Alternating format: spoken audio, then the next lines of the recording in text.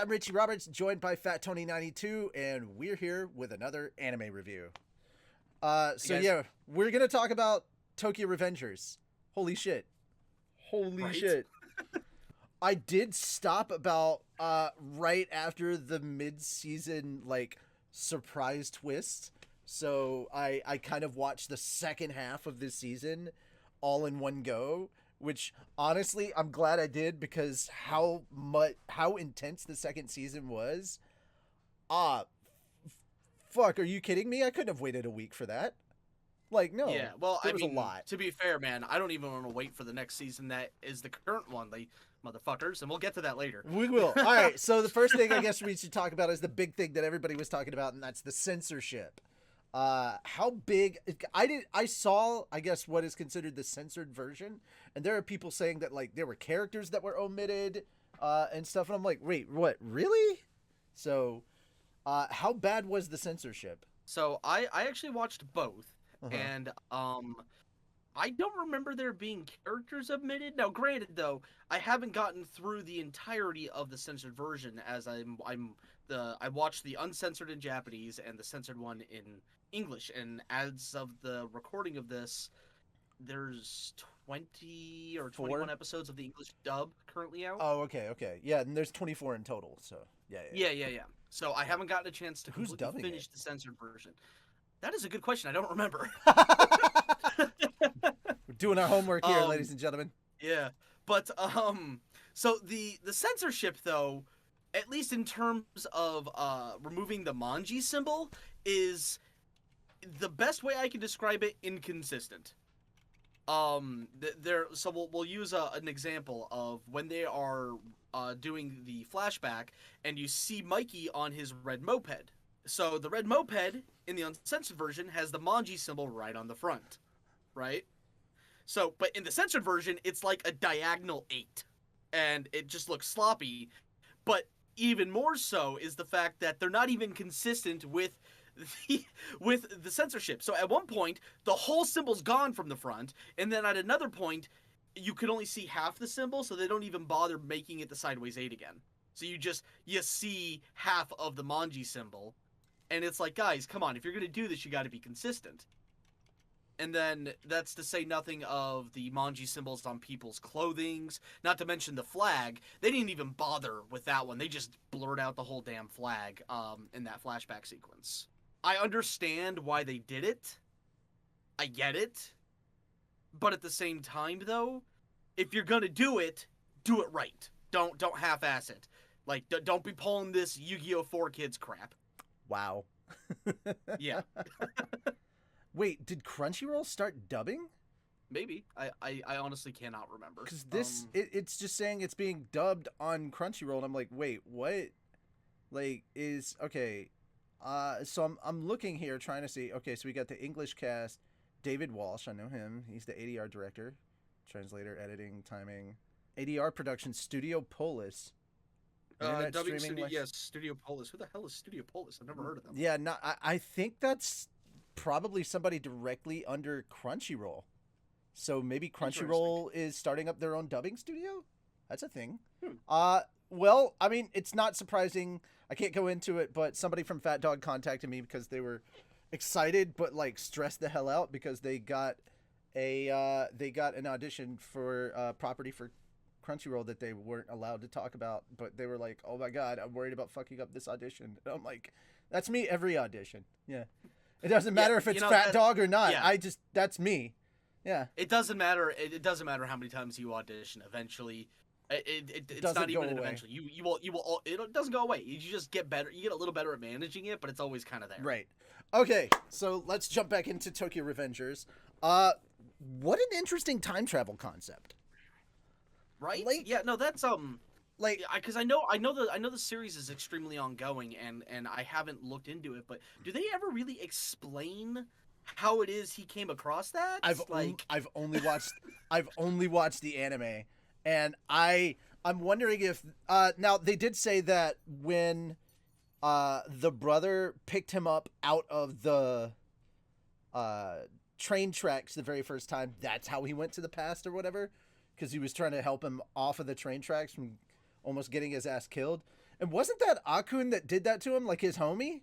Yes. Yeah. Jesus Christ, man. Yeah. Takemichi, he's making it. Yeah, he's making it like Akun's making it very hard to like him. Mm-hmm.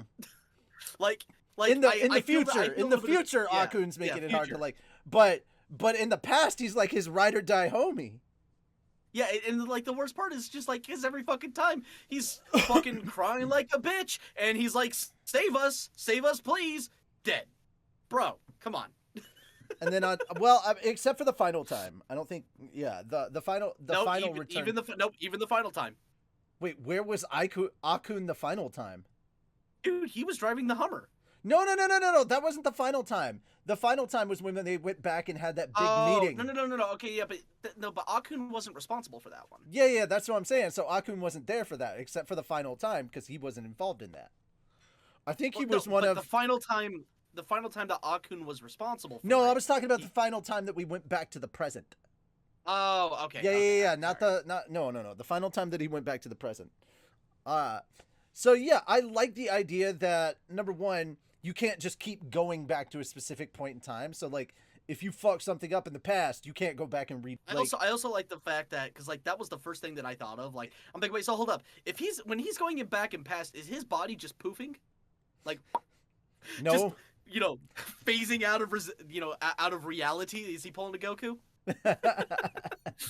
But no, I like the concept that he's like, no, it's not going, and we have to keep him IV'd up, and holy shit, it's like he's in a coma.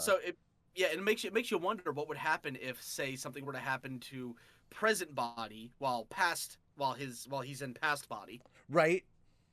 Yeah. That's some crazy concept stuff. But yes, I also love that he can't go back and redo things that he messed up the first time around. He can't go back and try and keep doing it. It's not a Groundhog Day kind of thing. Can you imagine if you know what? Hold on. So can you imagine if Naota's sister were to come over to like Naota's house while Takemichi's in the past and just see him laying on his bed and fucking I imagine, dude, he keeps some like, just like fucking she walks in and she's like and Naota's like, I can explain. Okay, so he's in a coma right now. What are you doing to my ex-boyfriend that I'm still in love with? Like, also, okay, so getting but to you that, can't get mad. Okay, so getting back to that, I gotta give it to Hina. She really is like hardcore. She's best girl. Like, I forgot this until I went back and rewatched some stuff. She slapped the shit out of Mikey. Oh, straight up. Standing up for her man. She slapped the shit out of Mikey. And like that, I mean, granted, she didn't know who he was, but still, holy shit, girl. I don't think that would have stopped her. She got her man's back. I'm like, after that, you know who Mikey is. She doesn't. She still slaps the shit out of him and stands up for you. I'm like, that is a keeper.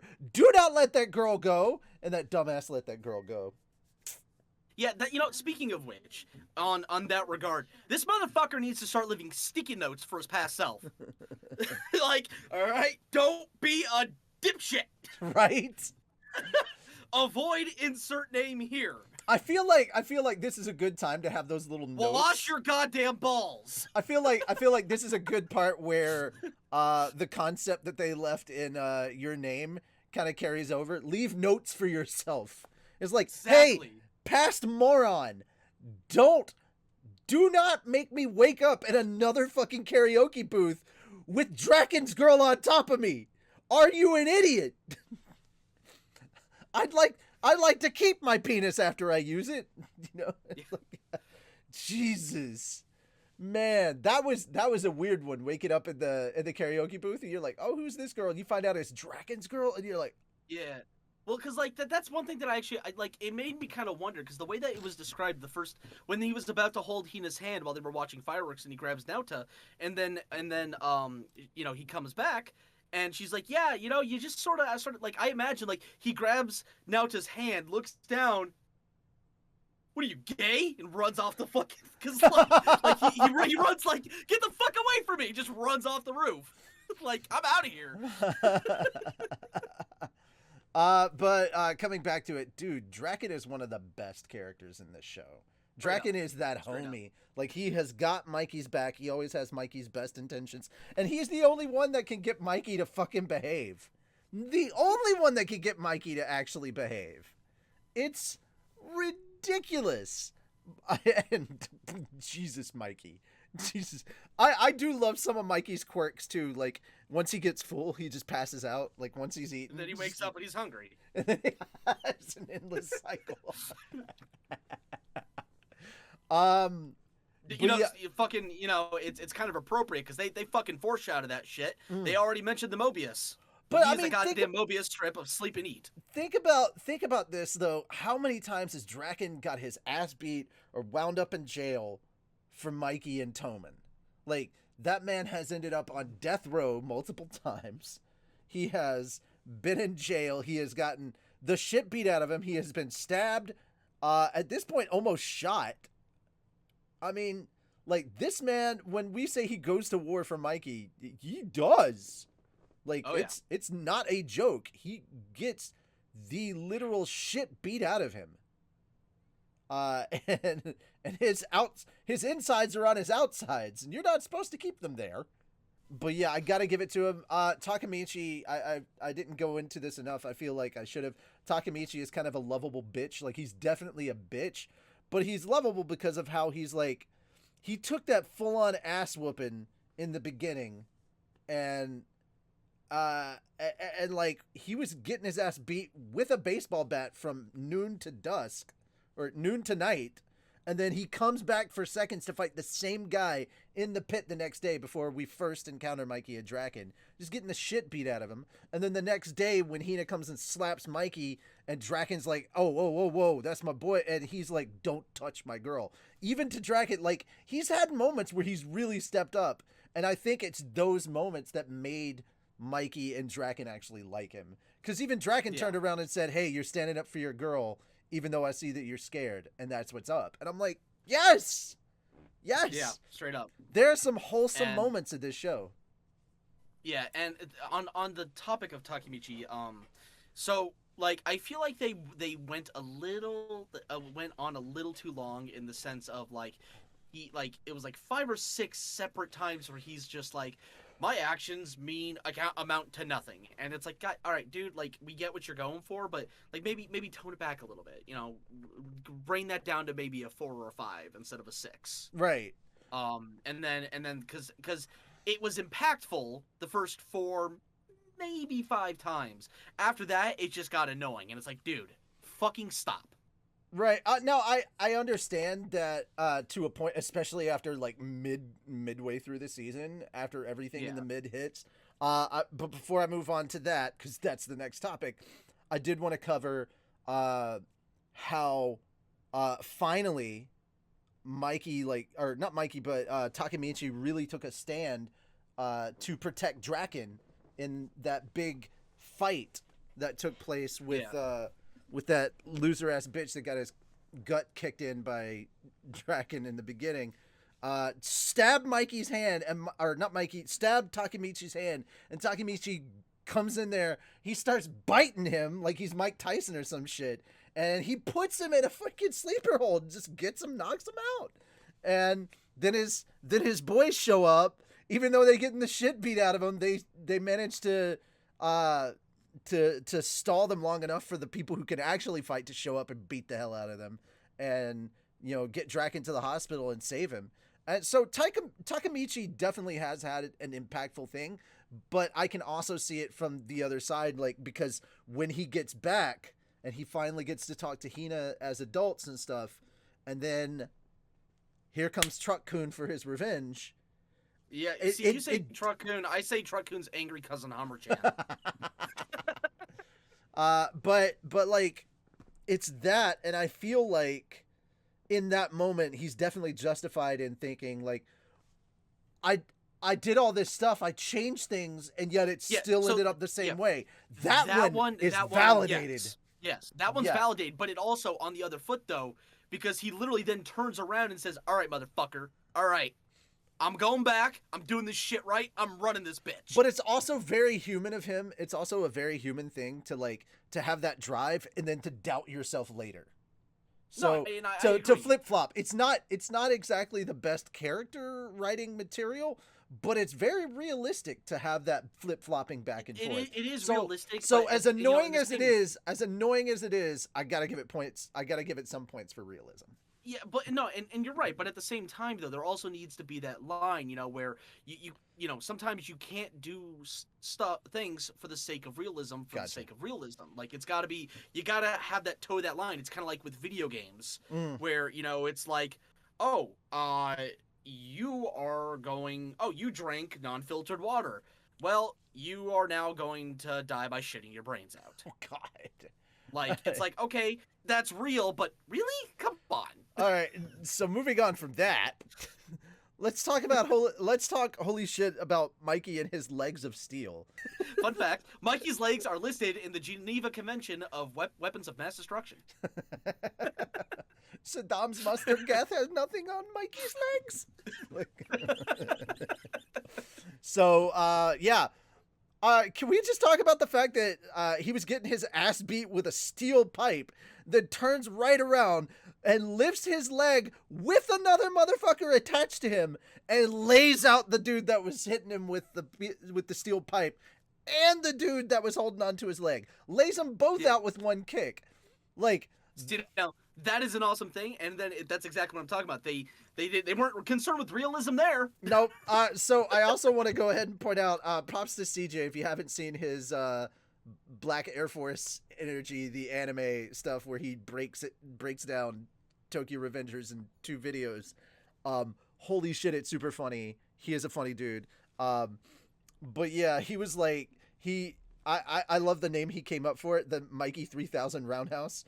And I'm like, yeah, that's the official name from now on. It's the Mikey 3000 Roundhouse. Fucking Chuck Norris got nothing on Mikey. Walker, Texas, who? Like, anyway, so yeah, fucking just... Mikey is what Chuck Norris checks for under the bed. I like that. But like, oh my God, dude, this man is laying out so many people in one hit with flip-flops. With fucking flip-flops on. Are you kidding me? This is ridiculous. Okay, you wanted to talk about Naota's clues. I don't know anything about this because I wasn't really looking for that. So fill me in. So again, because I've watched it through twice now, and there's a lot of characters that like when Takemichi is going back, like, and before he gets acquainted with a lot of these people, obviously there's Kizuki. He sees Kizuki, and they do address like, why does that guy seem familiar? But like, you know, a lot of the other people that are kind of like, they're figures in Tomon, but they're not as important. And so like you see them, their older selves on Naota's board before Takemichi goes back a second time. But the first time that he went back, you can actually see some of those characters, and then you see their older versions, and you're like, oh, fuck, wait a minute.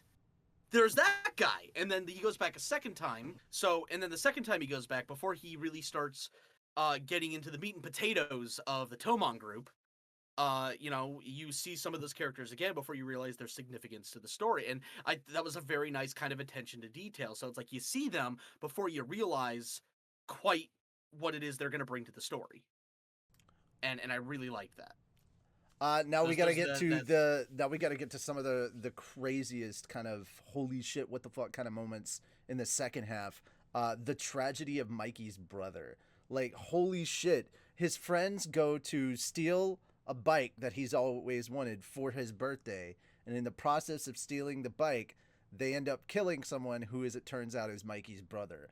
Like, what the fuck?